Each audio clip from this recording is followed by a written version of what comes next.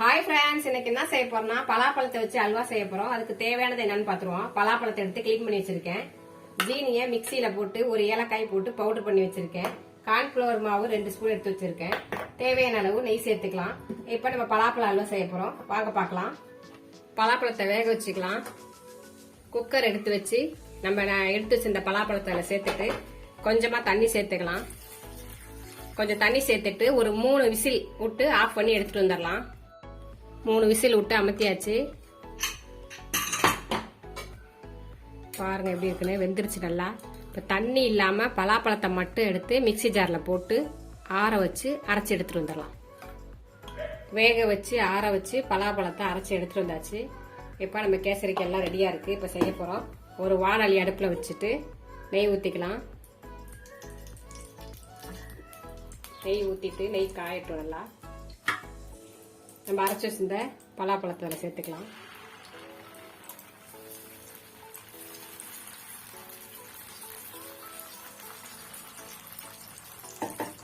சேர்த்துட்டு நல்லா கிண்டி விட்டுலாம்.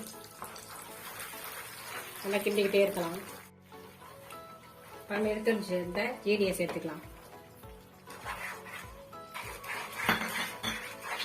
நெய், ஜீனி, பலாப்பழம், ஏலக்காய் போட்ட வாசனை எல்லாம் சேர்த்து நல்லா கமக்கமான இருக்குங்க. சீனி போட்டது நல்லா தண்ணி விடுது பாருங்க. நல்லா சுருண்டு வரணுது. நல்லா சுருண்டுச்சு பாருங்க. இப்போ நம்ம கார்ன்ஃபிளவர் எடுத்து வச்சிருந்தோம்ல, அதில் தண்ணி ஊற்றி நல்லா கலக்கி வச்சிருக்கேன். அதை ஊற்றிக்கலாம். கார்ன்ஃபிளவர் மாவு ஊற்றுறோட நல்லா கட்டி போடுவோம். நல்லா கைவிடாமல் நல்லா கிண்டிக்கலாம்.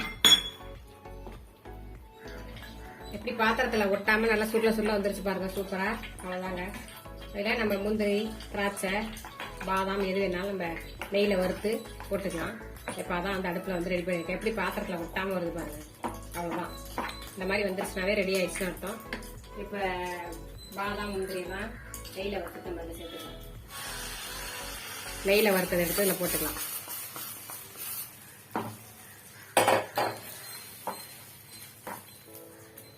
இது மேலே வந்து எல்லாம் ரெடி ஆயிடுச்சு.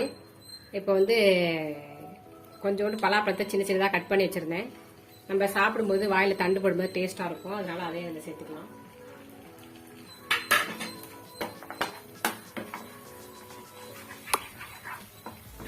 அவ்வளோதாங்க. எப்படி சுத்துது பாருங்க, ஒட்டாம சூப்பராக ரெடி ஆயிடுச்சு பாருங்க. செம்ம டேஸ்டாக இருக்குங்க.